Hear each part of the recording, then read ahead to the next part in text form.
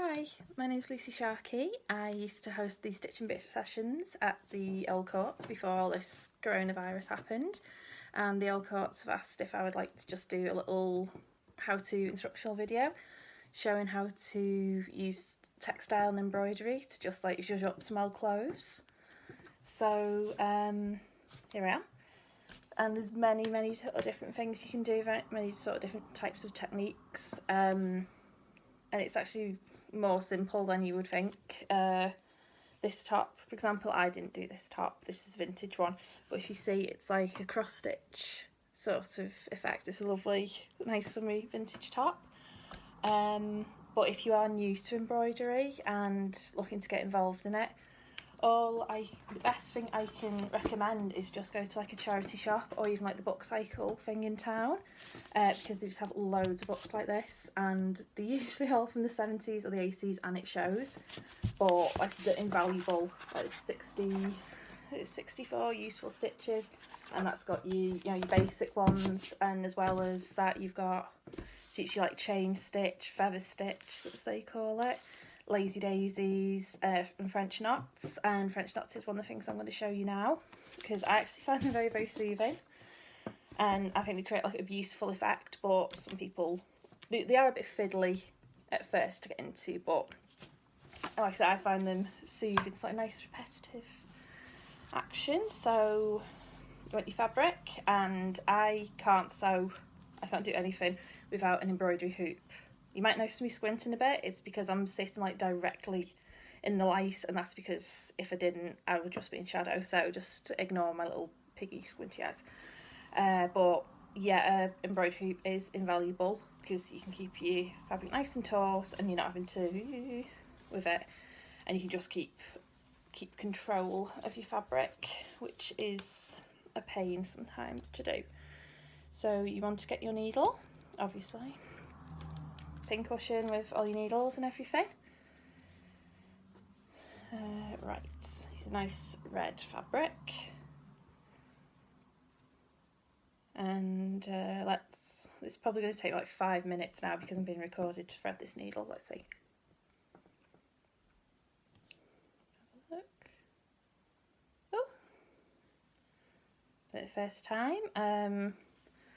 Most, I think like in the pound shop they have like little like tiny sewing kits which have the threaders, if you find those like easy, because sometimes it can feel like it's taking you an hour. Most of the time when you're embroidering as well, embroidery floss, or embroidery thread as you call it, it's like this.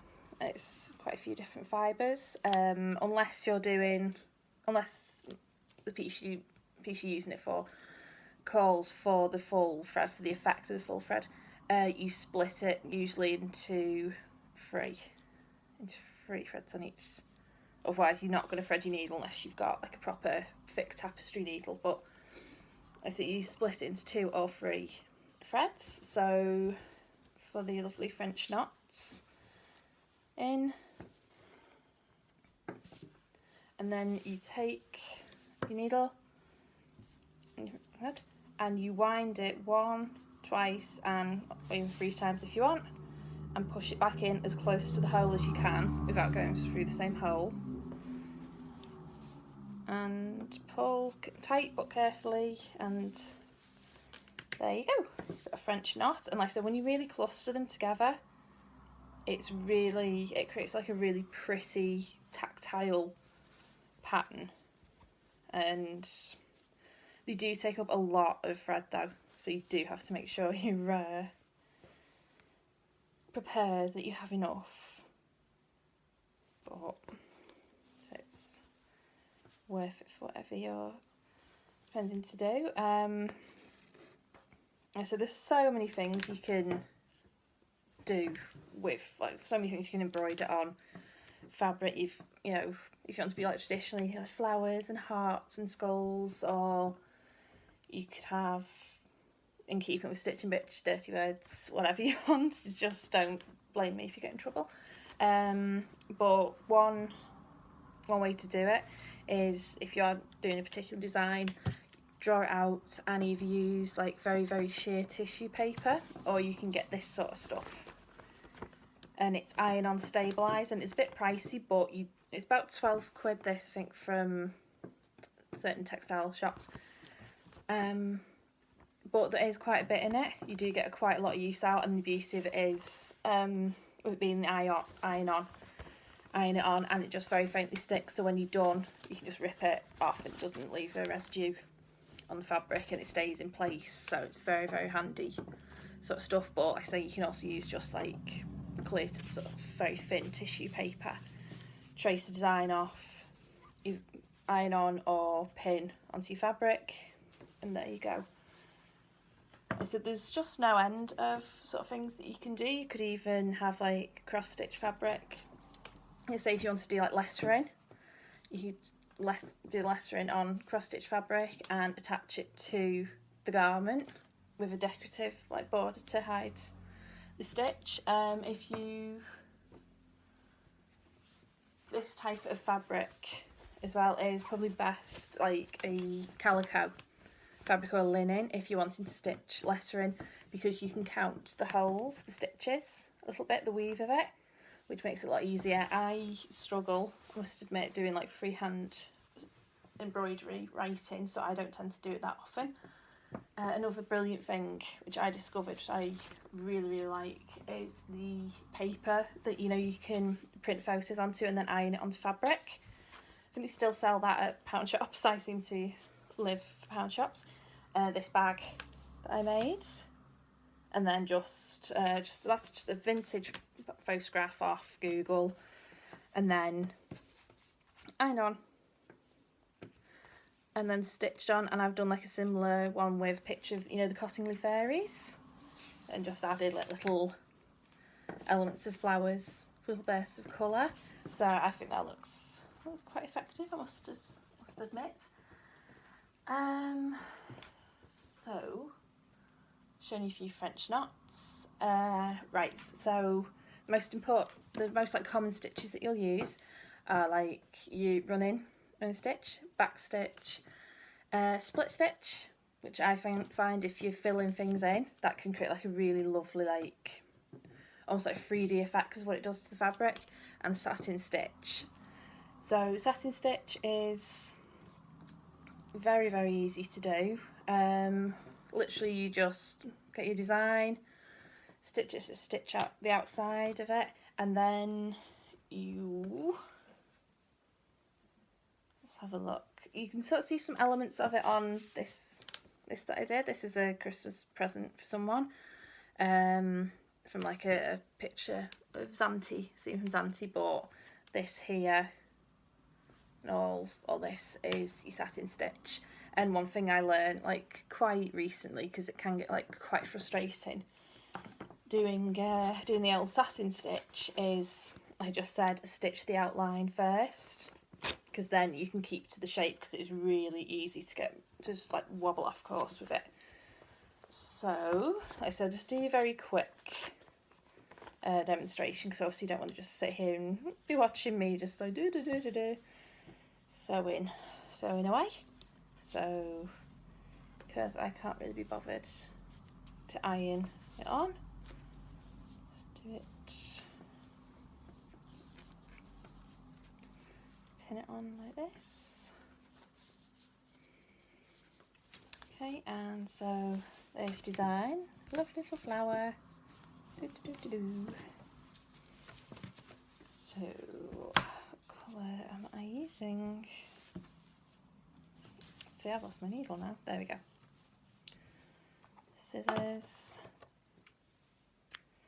Another really good tool if you fancy just like doing it freehand onto the fabric design. And these, it's a pen where when you spray it with cold water or dunk it in cold water, it dissolves. So they're really, really useful. You can get like pencils as well. You can get them in like a few different colours. But they're good for like, especially if you like changing or adding like little bits to, you can just like sketch it out onto the fabric. Okay, so just do the outline for you. But I got into embroidery a couple of years ago. I was studying fashion at Liverpool John Moores, and as part of like my studies, the stuff I was looking at, there's this brilliant designer, and I can never pronounce her name right. She's a very good friend of Salvador Dali's. Is it Scattrapelli? And she designed a hat that was in the shape of a woman's shoe. And like I said, she's very good friends with Dali, and gave him the idea for the lobster telephone with a print on one of her dresses. But she would just do these jackets with the most gorgeous over the top, embroidery on the back of just like women's faces, and like women's faces in profile. Or there's like a very famous one, if you look her up, of like it's like, I think it's the front of the jacket, and it's like a blonde woman, and just one whole side of it is just all this like yellow stitching and beading. It's just amazing, just showing what an art form it sort of is. So that's what sort of got me into it. And then I discovered a brilliant book called Needlecraft, and just reading through that, and then a lot of the artists in there were saying that they liken this to like just like using a pencil, but it's drawing with a needle and thread, and that's basically what it is. It's just another form of art. But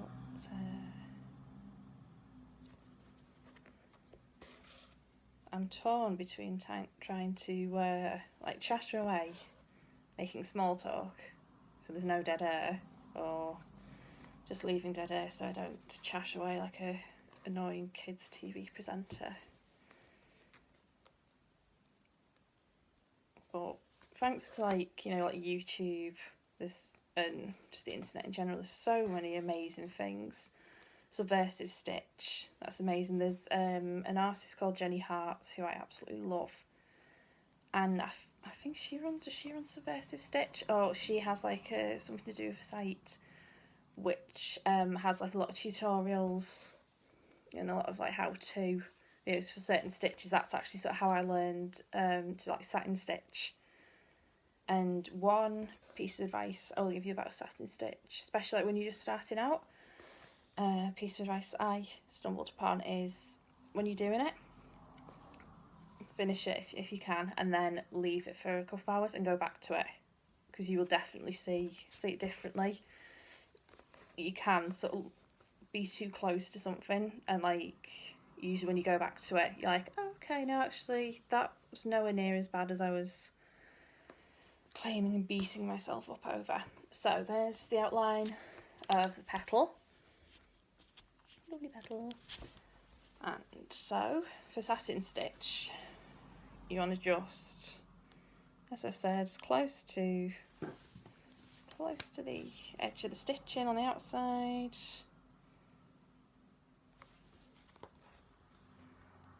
And over.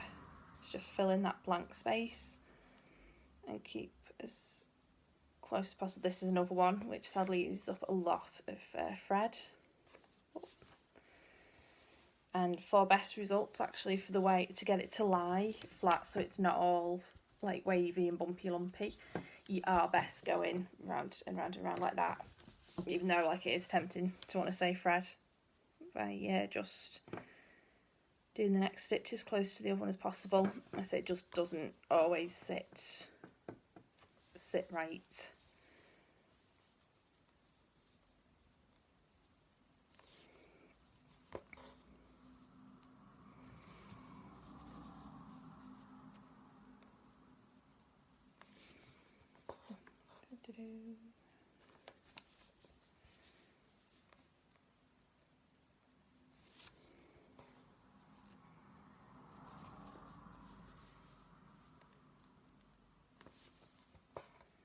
Maybe I should have told everyone, like, oh, go make a cup of tea while I start doing this, rather than sit and watch somebody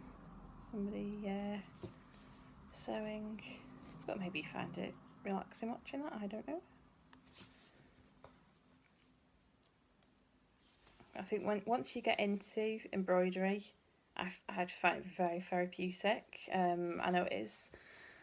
I've heard like a lot of people saying, like, mental health wise, along with like knitting and crocheting, sewing should be sort of like really recommended and pushed a lot more, and I do agree with it. With embroidery, I crochet, I don't knit, but it is very good at quieting your mind and making you feel like you've not just sat there doing nothing while calming yourself down. You've got something lovely and productive to show for it. Well, that's just me. Okay, so there we go. Nice and filled in. And I do have it, and here's one I made earlier to show you, because obviously you don't want to sit watching me sew a whole thing. So a nice little top that I decided to do. I just knocked up quick to show you how to do these techniques. So it's not my best flower, I must admit. I have a really weird way of drawing flowers, but I like it. But as you can see, there's all your satin stitch, there's your French knots in the middle, which makes a nice effect. And these flowers, I'm going to show you these next because I absolutely love doing these, but they are so fiddly. But when you can master them, they're just, as you can see, I think they're lovely. Just make such a lovely effect. I discovered it on, it's just, you know those videos that pop up on YouTube, because I follow obviously like a lot of textile artists, and it just popped up as a suggestion, and I think it was like Russian showing how to do this technique, but see, I incorporated it for this cross stitch for a little flower crown. I think they just work really well. It's like effective but simple. Like, so once you work out how to do them, easy peasy. So come here, my trusty little bit of fabric. Let's go and demonstrate the beauty of this, because you just tear it off, and it's like a stabilizer. So you can either remove the bit that's underneath the embroidery before going over it, or you can leave it to like really give it like a nice sturdy appearance. So let's get some more floss. Let's have a nice colour, shall we? Not just whatever comes to hand. Like this. It's nice, isn't it? Okay. Oh no, that's nicer. I'll have that nice wine sort of colour. Okay. So, valuable tip that I learned doing textiles at school, and I think it's the only thing I've actually sort of carried with me from secondary school. When you cut in thread, length of your arm, because that way if someone is walking behind you, you don't them with the needle, and any longer than that, and you run the risk of getting all when you're pulling it through the fabric, which is very annoying. So split into three.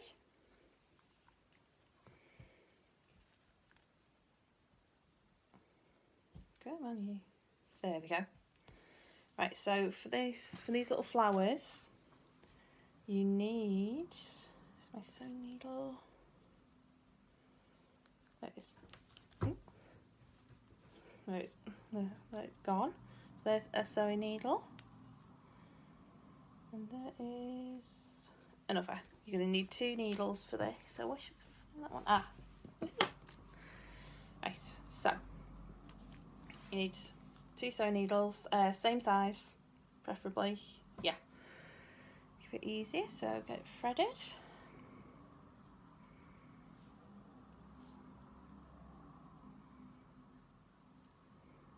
No, this one's the one that's going to mess me around.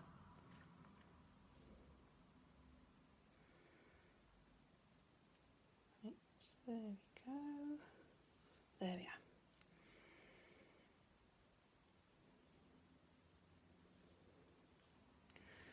Right, so thread in, and then you do just a little small stitch. Okay, then you come up there at the side of it,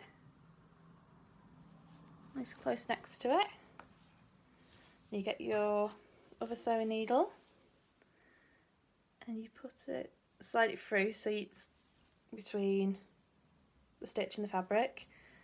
Then you get a sewing needle with a thread on and you do the same. Put it under that stitch. Oh, if this goes wrong when I'm trying to show you, picture fit, I will. There we go. Okay, so you've got your two sewing needles side by side. That little stitch just sort of holding them in place. Now this is where it gets back. This is the fiddly bit. Right, so you take the thread, right, you put it over your thumb together and twist so you've got a loop. I'm probably making this sound more complicated than it actually is. Then you put that loop over the sewing needles and pull tight, so you create like a slip knot over it. So loop over the needles and pull tight, and I think I might just got that wrong, so let me just pull that one off and redo it. Loop. Once you get into it, you can sort of, you know, hold it properly. And once you do the first one as well, you've got the then stitches holding the needles together, so it gets a bit easier. See?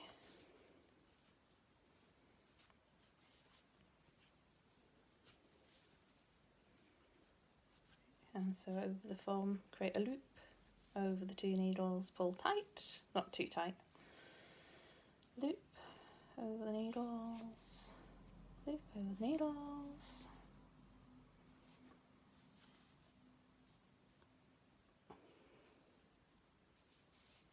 Go me, you. I'm not sure what like the, you know, audience sort of age is going to be for this, so I'm making sure I don't swear. It's taking a lot of effort. Okay, so that should be enough to sort of show you the effect. Right, so now you've got your two needles, looking like that. Now your slip knots on them. So if it makes it a bit easier, because it feels a bit fiddly, you can take the needle that doesn't have any thread on out first, just slide that out. Easier said than done. Oh, never mind. Right, and then you pull the needle with the thread through. You're not supposed to pull the thread off the needle, but that's gone through successfully, so just re-thread you, cheeky.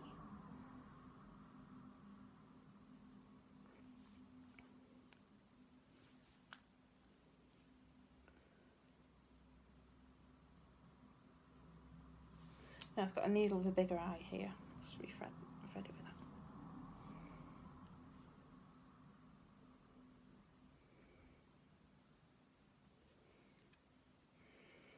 I told you, didn't I? I told you. When this threading was going to make a fool out of me. There we are. Right. So you've pulled the thread through your whole row of slip knots.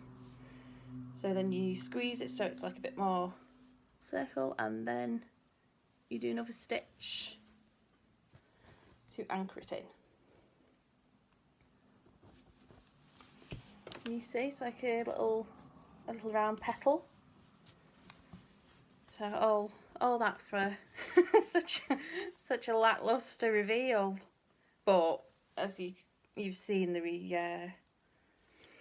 results, and then you can just use like a few different colours to create like a few. So I'll show you the successful rather than making another one. So from that, what I just showed you makes these beautiful delicate little flowers, and you can fill in the middle with like a little yellow stitch just to create a little polleny centre.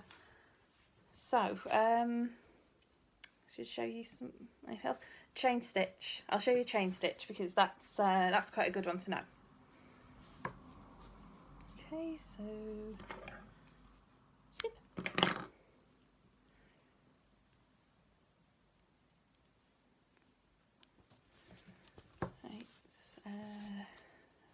I believe chain stitch is, the way I've been shown is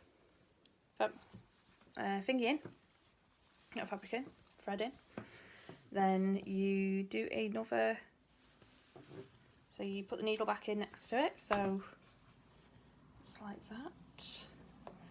Create a loop, but control with your finger how big you want the loop to be. So that's how big my loop is going to be. And then you put the needle back in towards the bottom of the loop. Alright. And do a stitch. Oh, no, that looks a bit lacklustre. Oh, that doesn't look very good. Tell you what, break out the book, shall we?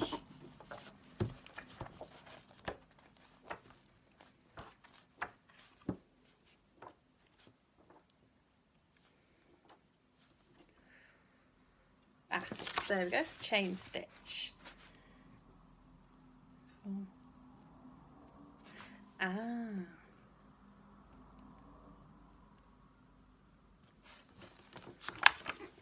Okay.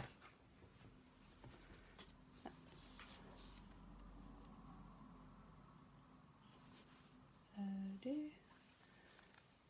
the loop.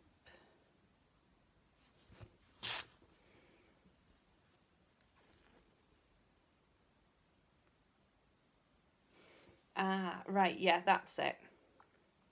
You just sort of keep continually making the loops.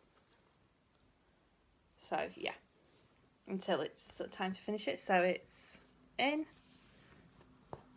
I said that doesn't look very good. Please ignore that. I am better than that normally. You make your loop.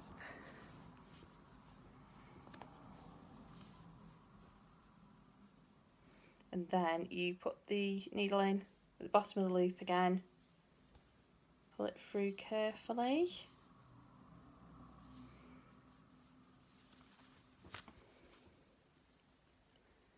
And then you just repeat it. So you've pulled it through, you put the needle in again and make another loop and just keep on going. Like I said, there's YouTube videos with like, that you can probably see a lot more clearly, because like I said, if I wasn't in the sun, you wouldn't be able to see me at all, you'd just be in shadows. So let's not finish it on such a bad note, me failing to do a chain stitch. Another way that I have, jazzed up my clothes is because you can get like really cheap from like the charity shop and even like Primark sometimes. These like this lovely black dress I got, lovely plain black dress, and I had like one where I'd really completely done it, but I've thrown it out, and so I've crocheted like just a little like lace trim, and that is so easy if you do crochet. I can show you how to do that really quickly, but when it's done properly on both sleeves and on the skirt, it's a really nice effect. So you just want to take your wool, crochet hook, whichever, this is like a 4 or 4.5. So if you don't know how to crochet but think like, oh, that's a really good idea, Lucy, I'd like to do that, is how you do a slip knot. So you over your finger again, so it's like across, and then the one at the back, no, the one at the so try that again, over the finger, and again the one at the front, loop at the front, slip off to make a slip knot or knot. Oh my god, right, that's it. I've literally been crocheting this morning. So over the finger, over again, and then you pull the one at the front over the back, and then pull that one to the front. Clear as mud. And so you chain, I'll just chain a couple to show you. So chain 1, 2, 3, 4, 5, 6, 7, 8, 9, 10,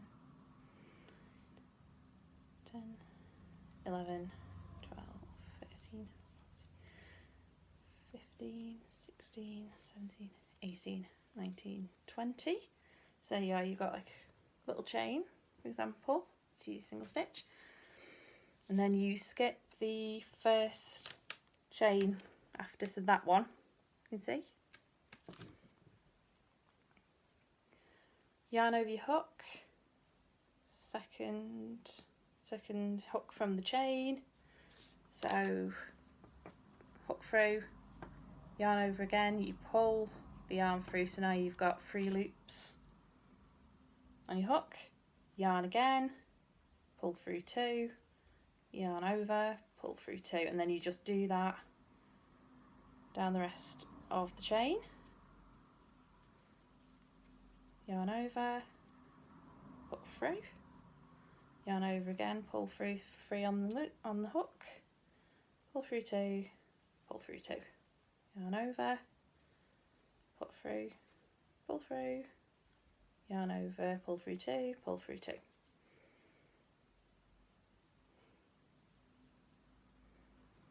I'm not doing as badly as I thought I would with this video. I'm quite impressed by myself. I thought I would have had a lot more cock-ups, a lot more stop and starts. So, and I hope this does inspire people to, or just like gives them some ideas.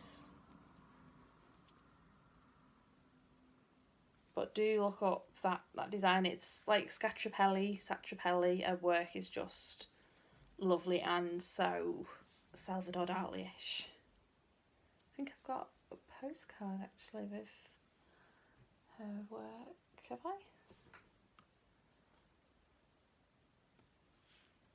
Ah, there it is. Yeah. I love my postcards. But that's very haute couture, very original, I think you could call her work, and she's credited with inventing the colour hot pink. So if you like the colour pink, you can thank her for that. Bit useless trivia, just in case she ever comes up in a pub quiz. There you go. Nearly done. I can show you the frilly bit.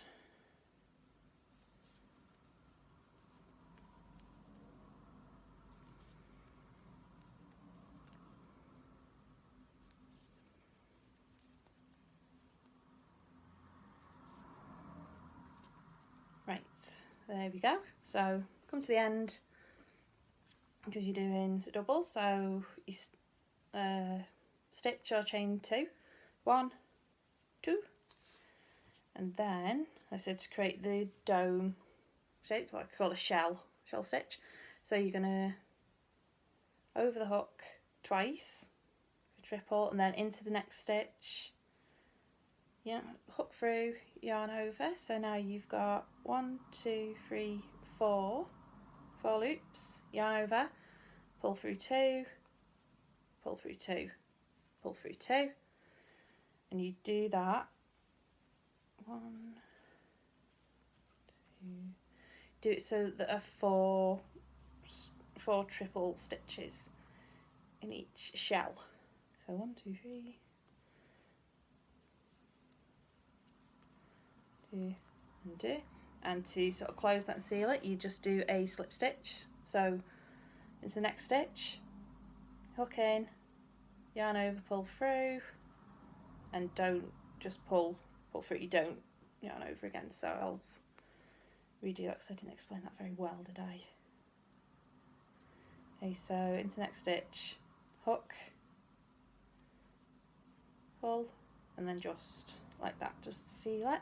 And you do that again in the next stitch, so hook through, pull yarn through, so 2 loops, and then you pull that loop through there, and then you just do that again and again and again to, like I said, to create that sort of lace sort of shape. So yarn over twice, put the hook into the same stitch, so in one stitch, yarn over, hook. So now you've got 1, 2, 3, 4, through 2, through 2, through 2, and so that's how you end up with I said that, and it looks really, really nice on like the skirt of it as well. Really, really pretty. But like I say, if you're into crochet, you can just do like all sorts. You can do bows. You could even do like a granny square sort of thing, but as like a pocket, like a patch. That looks really, really nice. And yeah, that's it. That's the that's all my expertise. That's all I can show you. I hope you enjoyed it. I hope it was clear enough, and like I said, I hope I just gave you a bit of inspiration or a bit of like how to do. And I hope to see you at the next Stitch and Bitch sessions when all this is over and the old courts can be the old courts again. We can all meet up. Alright, thank you very much. See ya. To donate, visit www.theoldcourts.com/donate. All donations mean the world to us, no matter how small. Donations will be used to help us continue our work in arts and culture, and also to offer support to artists and community groups in this extremely difficult time.